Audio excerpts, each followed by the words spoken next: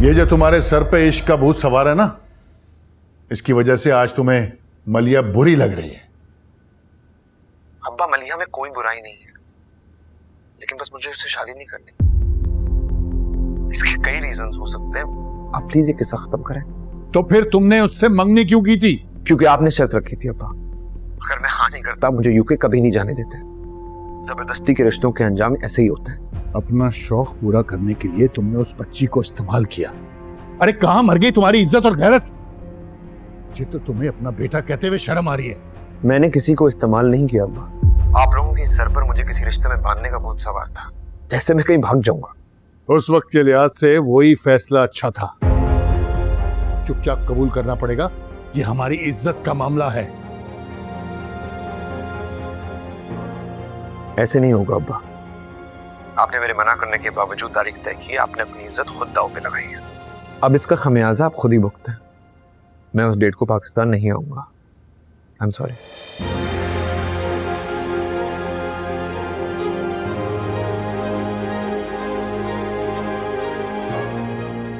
देखता हूं कैसे नहीं आएगा पाकिस्तान।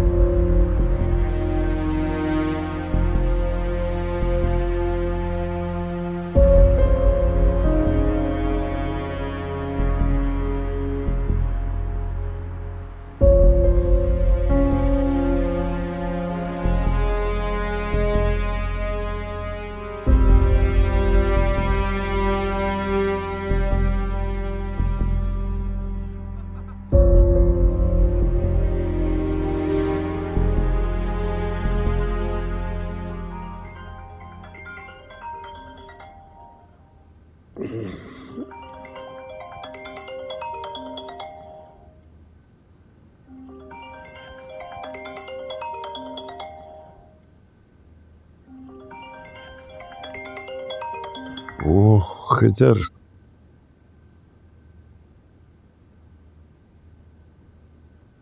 हाँ बेटा। अस्सलाम वालेकुम दादाजान, आप सोच नहीं रहे थे? वालेकुम अस्सलाम बेटा। नहीं बेटा, सोने की कोशिश कर रहा था। तुम सुनाओ, सब खैरियत है ना? मैं बहुत परेशान हूँ दादाजान। क्या हुआ बेटा, खैरियत तो है? दादाजान मैं मलिहा से शादी नहीं कर सकता। ये क्या कह रहे हो बेटा? तारीख मुकर्रर करने के बाद तुम ऐसा सोच भी कैसे सकते हो? दादाजान प्लीज गुस्सा मत करें और प्लीज मेरी बात को समझने की कोशिश करें। मैंने पापा को तब भी मना किया था, लेकिन उन्होंने मुझे बताए बगैर डेट फिक्स कर दी। उन्होंने मुझे धोखा दिया। लेकिन तुम इनकार क्यों कर रहे हो? दादाजान आपको याद है कि मंगनी के वक्त भी मैंने आपके ही फोर्स करने पर हाँ की थी। तो फिर अब भी मान जाओ ना, तब भी तो तुम मेरे कहने पर मान गए थे। दादाजान तब मामला कुछ और था। तब मेरे दिल में कोई और नहीं थी। तो क्या तुम किसी और के लिए इनकार कर रहे हो? आई एम सॉरी दादा, मुझे एक लड़की पसंद है और मैं उससे वादा कर चुका हूँ। मैं उसी से शादी करूंगा, वरना किसी से नहीं। बेटा तुमने बहुत देर कर दी है खिदर बेटा, दोनों घरों के ताल्लुकात खराब हो जाएंगे। दादाजान हमारी जिंदगी से ज्यादा आपको दो खानदानों के ताल्लुकात की फिक्र है। जबरदस्ती की शादी से ना ही तो मैं खुश रहूंगा और ना ही मैं मलिया की खुशी गारंटी कर सकता हूँ। दादाजान अली चाचू की वीरान जिंदगी की मिसाल आपके सामने है। मैं तुम्हारी बात समझ रहा हूँ खिदर बेटा, मैं हसनदीन से बात करने की कोशिश करता हूँ। कोशिश नहीं दादा, आपको ये मेरे लिए करना होगा। ये मेरी जिंदगी का मामला है। ये बेटा सिर्फ तुम्हारा नहीं, मलिया का भी मामला है। वो सोचो उसे कितना दुख होगा, उसके साथ ज्यादती नहीं होगी? दुख होगा दादा, लेकिन वक्ती होगा। मैं मलिहा को वो मोहब्बत नहीं दे सकता जिसकी वो हकदार है। ठीक है बेटा, ठीक है, मैं बात करता हूँ। थैंक यू दादाजान। अब आप आराम करें। अल्लाह हाफिज। अल्लाह हाफिज।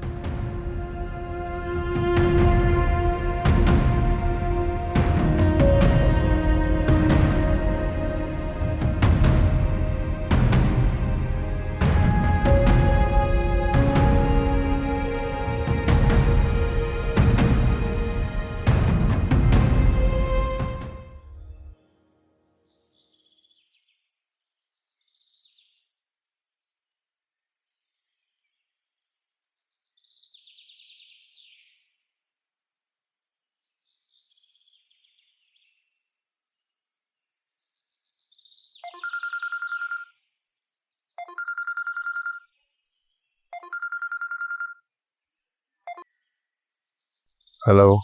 अस्सलाम वालेकुम चाचू, कैसे हैं आप? वालेकुम सलाम। मैं ठीक हूँ, तुम बताओ क्या चल रहा है? घर में बहुत टेंशन चल रही है तुम्हारी वजह से। तो आपको पता है मामले के बारे में? कौन है वो लड़की? ये सब छोड़ें, हम अपनी बात करते हैं। मैं कल एक बहुत खूबसूरत कहानी पढ़ रहा था, सुनना पसंद करेंगे? श्योर, सुनाओ। ये कहानी एक शहजादे की है जिसे एक आम सी लड़की से प्यार होता है और अपने किंगडम में बताए बगैर उस लड़की से शादी कर लेता है और अपनी जिंदगी का आगाज करता है। शहजादे को हमेशा एक डर खाए रखता है कि खुदा न खास्ता उसकी बनाई हुई दुनिया जिसमें वो अपनी प्यारी सी बेटी के साथ रहता है उसे छीन ली जाएगी। फिर एक दिन ऐसा ही होता है, शहजादे को किंगडम में बुलाया जाता है और अपने फर्ज अंजाम देते हुए वो अपनी प्यारी सी दुनिया जिसमें उसकी बीवी और बेटी रहते हैं उन्हें खो देता है।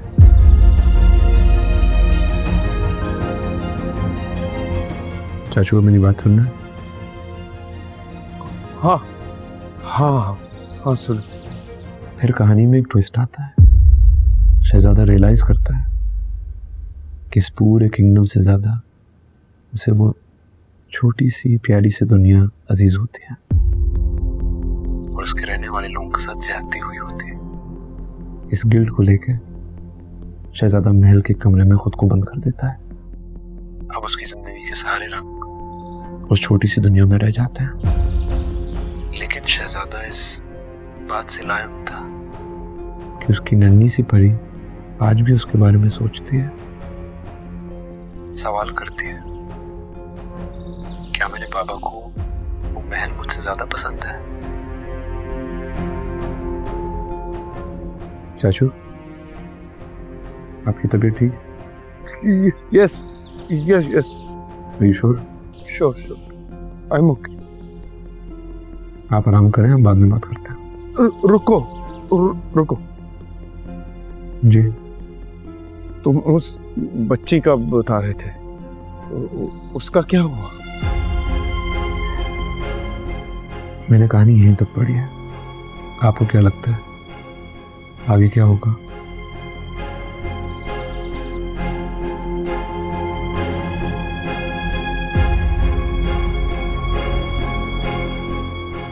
हेलो हेलो,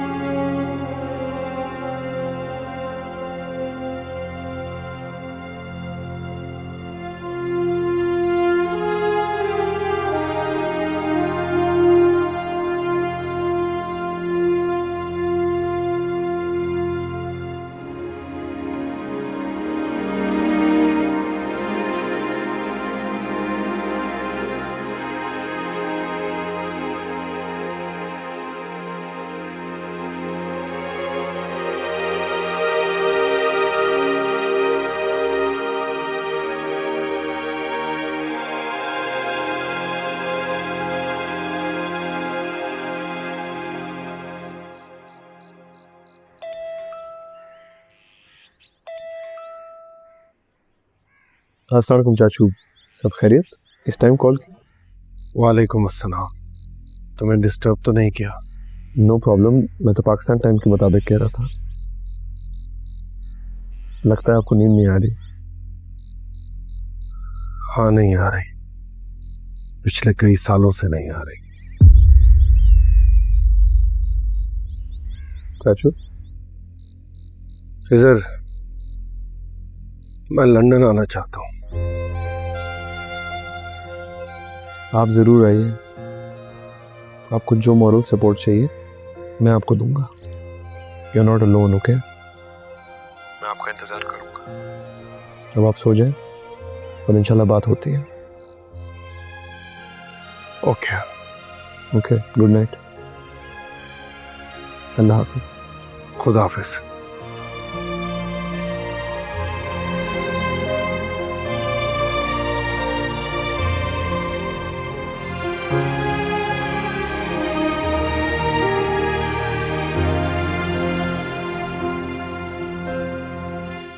सफ़र कैसे गुजरा आपका? It was fine. लंबा सफ़र करके आए, थके हुए होंगे। बहुत तवील सफर तय किया। एक्चुअली आपने तो मुझे सरप्राइज कर दिया। नहीं, मेरा मतलब है कि मुझे नहीं लग नहीं रहा था कि आप इतने जल्दी आएंगे। तुम्हारी वजह से तो आया हूं। तुम्हारी इंकरेजमेंट से ही तो हिम्मत बंधी। आई एम जस्ट ग्लैड कि आप आए।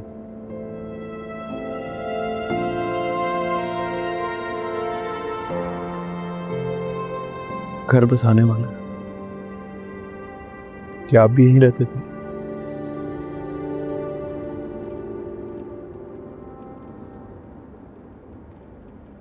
नाइन सरे रोड। अभी तक याद है?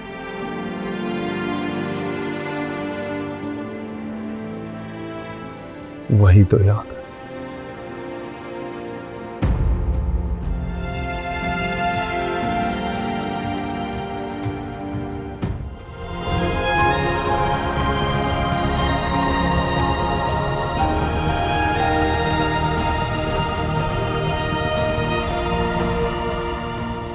अस्सलाम वालेकुम चाचू।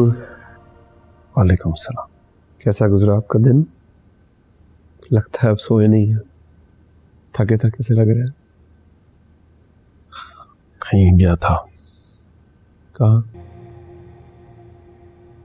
कहाँ जा सकता हूँ? कुछ मिला? हाँ, पछतावा, दुख और कुछ पुरानी यादें।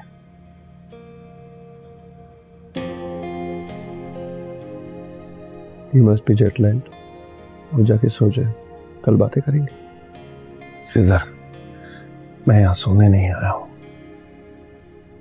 तुम अच्छी तरह जानते हो, जब तक मैं उनसे मिल नहीं लेता मुझे सुकून नहीं आएगा। मैं आपकी बेचैनी समझता हूँ। मैं पूरी कोशिश करूँगा कि मैं आपको और मरियम को मिला सकूँ। मरियम? कैसी है मेरी बेटी? बड़ी हो गई होगी, बिल्कुल अपनी माँ जैसी होगी। यहीं रहती है आसपास, मेरे बारे में जानती है। तुम कैसे मिले उससे? सच अ स्मॉल वर्ल्ड। मेरी और मरियम की दोस्ती इत्तेफाकन हो गई थी। फिर एक दिन वो मेरे घर पे एक फ़ोटो एल्बम देख रही थी और उसमें आपकी एक पुरानी तस्वीर मिली। जब उसे पता चला कि आप मेरे चाचू हैं तो वो मेरी शक्ल भी नहीं देखना चाहती थी। इसी मसले को तो रिजॉल्व करने में पाकिस्तान गया था, लेकिन आपसे मिल नहीं सका। वो नफरत करती है मुझसे, और ठीक भी है। मैं इसी काबिल हूं। I deserve this. उसकी माँ ने उसे बताया होगा मैं कितना जालिम इंसान हूं। आयशा भी तो नफरत ही करती होगी मुझसे, और क्यों ना करे। कितने दुख दिए मैंने उसे मेरी मोहब्बत पे कितना भरोसा था, और मैंने क्या कर दिया। आपने वाकई बहुत गलत किया, बहुत जुल्म किया। आपको ऐसा नहीं करना चाहिए था।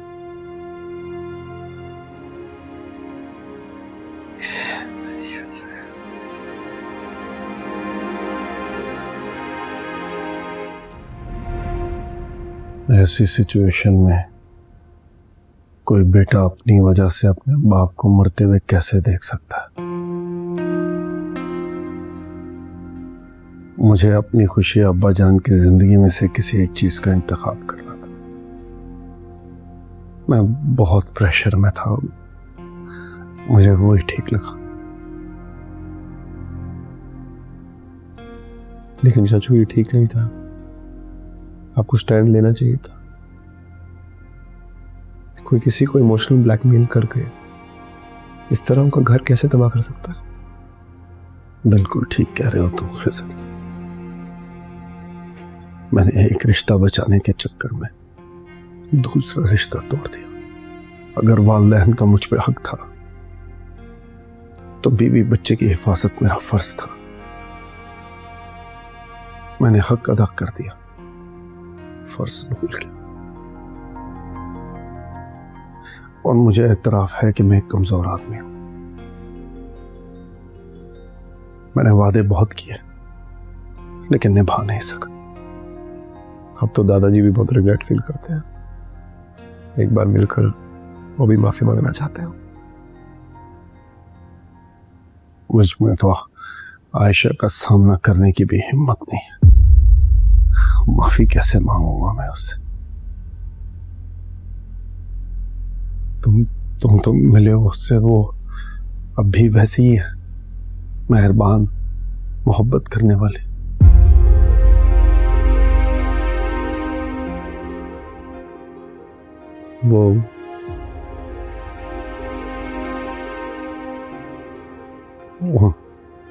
वो नफरत करती है मुझसे।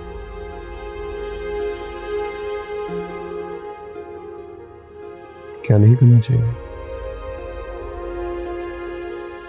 आयशा ने कभी जिक्र नहीं किया, कोई शिकवा, कोई शिकायत।